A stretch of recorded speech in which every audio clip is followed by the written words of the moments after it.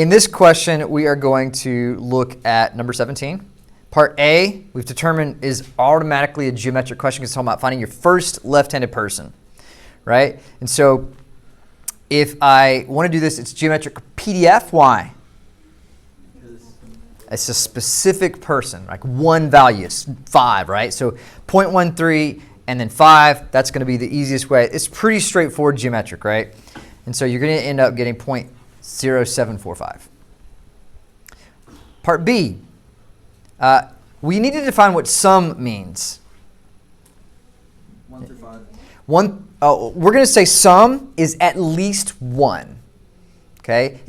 Sum is the opposite of none. If none means 0, then sum is going to be at least 1. So at least 1 is how we're going to define that. The book defines it that way. So we're going to kind of go with x is greater than or equal to 1. Remember, at least 1 principle that we've done in the past still is true today.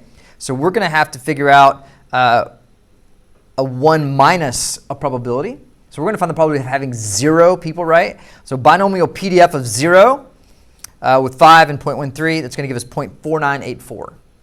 I'm going to subtract that from 1 because what I really wanted is I wanted the sum of all the rest of those values. Okay, so you end up with 0.5016 or 0.5012.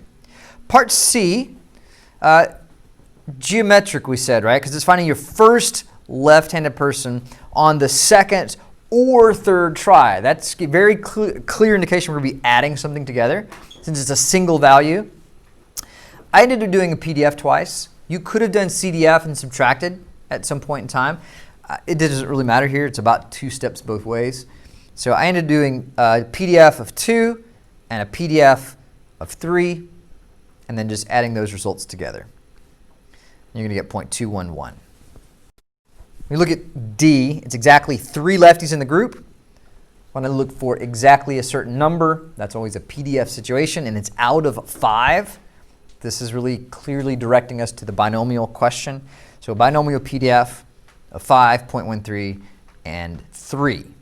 That's exactly a value, and that's going to get you I don't have to subtract. I don't have to do anything else. Just add it right up, or plug it right in, and you're going to get 0.0166.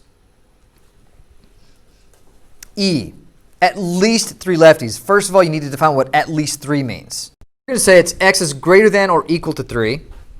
And that means we're going to use a binomial. But if it's greater than, I'm going to end up having to do a 1 minus something. In fact, I'd like to get rid of 0, 1, and 2 and keep 3, 4, 5 and add them all together. So what we can do is we can do a CDF of 5.13 and 2.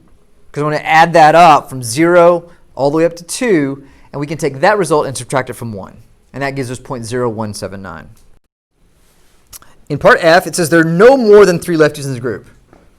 This is a really easy one. No more than is less than or equal to, right? So we're going to say x is less than or equal to 3. And that's just CDF. That is textbook CDF. I'm going to plug it right in. I don't have to subtract anything. 5.13 and 3 would be adding up 0, 1, 2, and 3. And giving me the result right there is 0.9987 as the probability. This one is easy. It's really straightforward. It's asking me for A, just how many do you expect? When I say the word expect, what am I talking about? I'm talking about the mean of the variable. In this case, out of 5 people, that's the mean, right? 5, it's n times p. Part B is asking for the standard deviation. It's binomial here because we're talking about out of 5 people. So I'm just going back and using the binomial probability. Part C is asking me to find what? How long would it take me to find my very first person? Yes, this is our geometric mean. How long does it take me to find my first success? In other words, how long do I expect to find, right? So that's 1 over p. That is my geometric average. Right? We looked at that on the front side of that lab we did yesterday, right? And so you do 1 over p, which is 0.13. And so you'd end up getting 7.69 people on average before you find a left-handed person. For 21, part A is easy. It's simply asking me for the mean and standard deviation with 12 people rather than 5. So we already know how to do this. N times P is the mean for binomial, so you're going to get 12 times 0.87. And when I do the standard deviation, well, back up. They're talking about right-handed people here, and they didn't give you a probability, right? You're either right-handed or you're left-handed. You have to declare one of those kind of things. And so it's complementary, so you do 1 minus that 0.13 to get 0.87. So 10.44 is going to be your average number of right-handed people out of 12 you would expect. And then standard deviation is the square root of n times p times q. These are your binomials. These are listed on your formula sheet, by the way, so there's no reason to memorize it. But I definitely need to know that it is there and know how to use it. So you end up getting 1.16 is your standard deviation. For part B1, we do not want to include in the sum the one outcome where everyone is right-handed. So I'm going to subtract that outcome away from the rest. So 1 minus the probability that 12 out of 12 people are right-handed. So that's going to be a binomial PDF because I'm looking for just one value.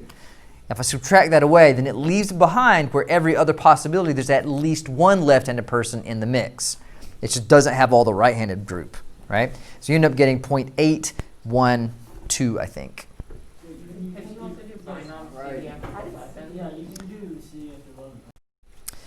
Okay, part B2. It says there are no more than 10 right-handed individuals. No more than 10 is less than or equal to 10.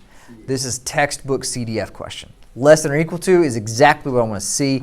That makes a binomial CDF question. I'm still looking at out of 12 people, so still looking at binomial setting. And so you do 12, 0.87, and 10, nothing else. That's going to get me right to the answer. Yep. 0.475 is the correct answer. B3 says that there's exactly 6, here again, textbook binomial PDF. Exactly a certain value is your PDF value. I'm still looking at out of 12 people, so that's still giving me the binomial PDF. Okay, so you're looking at 12, 0.87, and 6 is not a lot of chances of that happening. 0.00193, or you could have put 0.002 also. The last one, the majority is what do you mean by majority? It's more than half. So that means you got to go 7, 8, 9, 10, 11, or 12, right? So it's a greater than or equal to 7 question. So how do we deal with that? You do 1 minus CDF. Of? 1 minus 12. 6. We're going to do 1 minus a CDF of 6, binomial CDF of 6. That's going to get rid of 0 up to 6, and it leaves behind 7 through 12 added together. And that completes this question. Okay, here again, there's several options. I think if you look up, there's an arrow question set that kind of takes you through the same types of questions. I highly recommend that you spend some time going through those questions if you haven't done these. If you just watched the video and you kind of didn't do it on your own, highly recommend that you take some time, go back, do it yourself, and then check your answers. That one's even, so you can email me if you want the solutions to it. 31, 32, and I think it's 34 are great questions to practice this type of scenario in. You're going to see it, so make sure you know how to do these. One of the important things here, I have to recognize that there's 188 people involved. 170 right-handed desks are available. So what I focused on was if I had 171 or more right-handed individuals show up for class, that would mean that at least one left-handed individual would have to sit in a left-handed desk, right? And so the question would be, what's the probability that x is greater than or equal to 171? Assuming that 188 people show up. If 171 right-handed individuals show up, that means there's at least one person who's a left-handed person who has to sit in a right-handed desk, right? Because there's two, they've taken up more than the right-handed. All the right-handed seats are taken, and so if I have more than that right-handed individual show up, the rest of the left-handed people would have to sit in a right-handed desk. So what we can do is we can say, I want to get rid of all the 170 or less right-handed people showing up for class. The solution would be 0.061.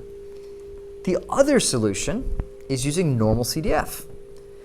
In my head, this is much clearer for me because I'm more confident with normal CDF. We know that we have to check to see if normal CDF is possible. We have to use our success and failure condition, and we have to check to see if 188 times 0.87, n times p, and n times q, which is 188 times 0.13, are both greater than or equal to 10. If I fail to check this, you lose points, right? Do you have to use normal? I can use either one of these solutions and get full credits. Do you always use binomial? Yes. Binomial, in fact, is more accurate here. I want you to know that. But it's acceptable to use both in this case because the sample size is large enough, right? So I'm going to set up a normal curve. I'm really looking to find the area of 171 to positive infinity, right? And so we're going to find a mean, a standard deviation, all really easy to do because the formulas here are super simple. I'm going to work out 171 all the way up, and it's going to return me, using normal CDF, a probability that would get me the correct answer.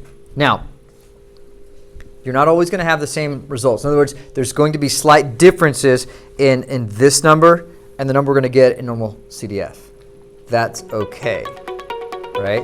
Normal CDF is not exactly the same value, but it is okay in terms of a rough estimate. So we end up getting, with the setup, 171 to positive infinity with the mean and the generation, we're going to get 0.0533. Compare that to 0.061, relatively close. A little over % off, or a little less than % off, but either one would be valid solutions. Questions? Number 37 asks us really to find out what's an unusual observation. And we figure out that in the past, we've always said if it's 2 or 3 standard deviations away from the mean, I would consider that unusual, right? If it happens outside of 2 standard deviations, it's happening less than 5% of the time. If it happens outside of 3, it's happening less than 0.5% of the time, right? If I'm really looking at ESP, I'm kind of wanting them to get it all right. So I want the more extreme results. So I'm probably thinking 3 standard deviations. I could look at less than 5% of the time, or like 95% in the middle, so it's really 2.5% at the top. So let's define a few things. There's 100 trials. I have 20% chance of getting it right because that's 1 out of 5. There's 5 cards, there's 5 symbols. If I'm just guessing at one of them, I got a 1 out of 5 chances of getting it right.